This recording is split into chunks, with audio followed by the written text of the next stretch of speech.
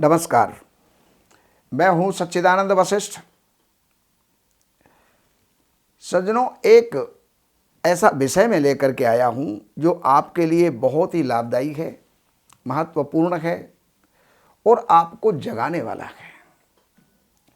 सबसे पहली बात यह है कि घर के अंदर गरीबी और आपस में लड़ाई झगड़ा रहना ये स्वाभाविक नहीं होता है। इसके कुछ ना कुछ कारण होते हैं और वो कारण हम पैदा करते हैं, यानी आपके हमारे द्वारा जो है वो कारण बनाए जाते हैं, जिसके कारण से घर के अंदर अशांति का वातावरण और गरीबी का वातावरण होता है। सबसे पहली बात, 11 पॉइंट मैं आपको दे रहा हूँ, उन 11 पॉइंटों पर आप ध्यान दे लें तो आपका जीवन सुखद हो सकता है, जीवन में उन्नति भी आप कर सकते हैं, घर के अंदर शांति हो सकती है, लड़ाई झगड़े समाप्त हो सकते हैं, गरीबी आपकी हट सकती है। सबसे पहली बात, आज हम इतने आलसी हो गए हैं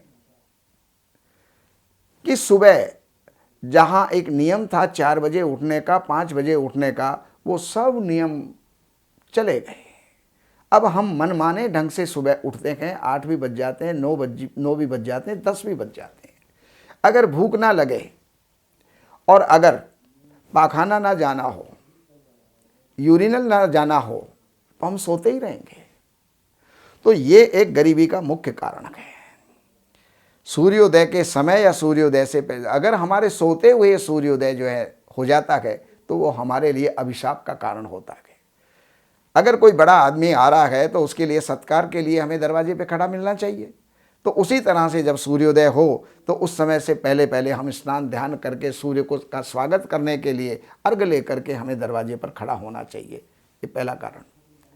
दूसरा कारण है, घर के अंदर नल और टंकी, उसके अंदर बूंद बूंद बूंद बूंद बूंद पानी का टपकना, ये हमारी गरीबी का कारण है और अशांति का कारण है।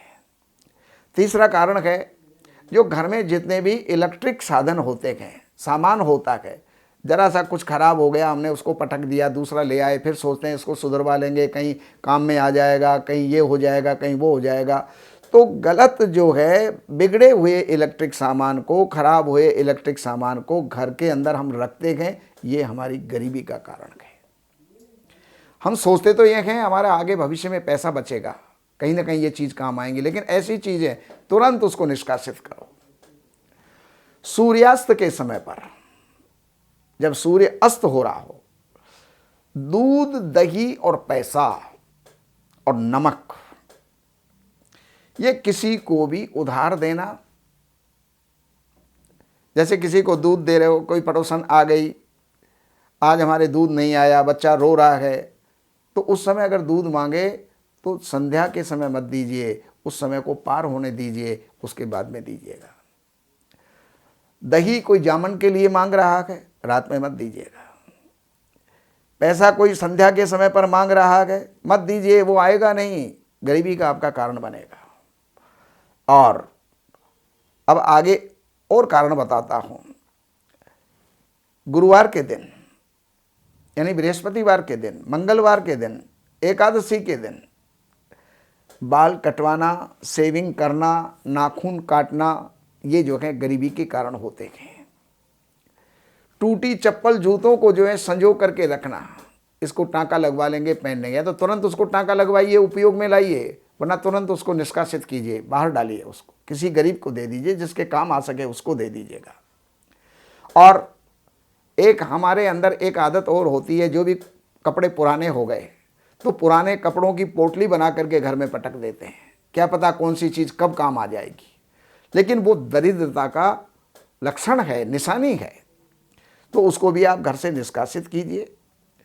व्रत पूजा या घर के अंदर कोई धूनी ना करना, लोग कहते हैं पूजा पाठ सब ढफोसला है, घर में धूनी नहीं करना, धूप बत्ती नहीं जलाना, दीपक नहीं जलाना, पूजा पाठ नहीं करना, ये भी कारण क्या है, उससे परमात्मा प्रसन्न होंगे ये जरूरी नहीं है, लेकिन उससे हमारे मन के अंदर धार्मिकता आएगी, उससे हमारे जो है लक्षण ठीक होंगे, हमारे आचरण ठीक होंगे, हमारे मनोवृत्तियाँ जो हैं ठीक होंगी, तो उससे हमारा जीवन संवर जाता है, सुधर जाता है। तो परमात्मा की ही कृपा है। घर के अंदर सामान के ऊपर धूल मिट्टी जमी रहती है, हम उसको कभी भी जो है उठा करके झाड़ते नहीं, पोंछते नहीं, तो नित्य प्रति जो है उसको क्लीन करना चाहिए।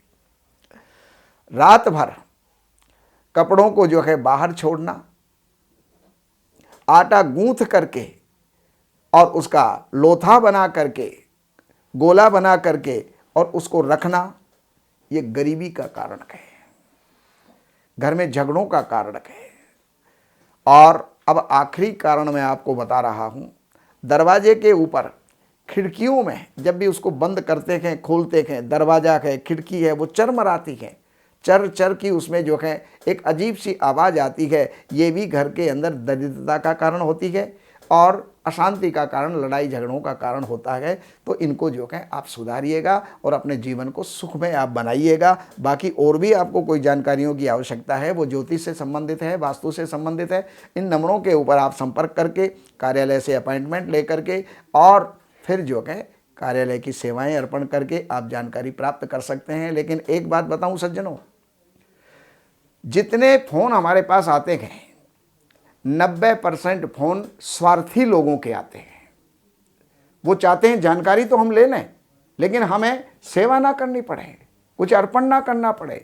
तो ये आपकी भूल है, ऐसा ना करें। जहाँ पर हम त्याग नहीं करेंगे तो कुछ हमारा भला भी नहीं हो सकता। और बाकी जो है आगे के लिए नमस्कार।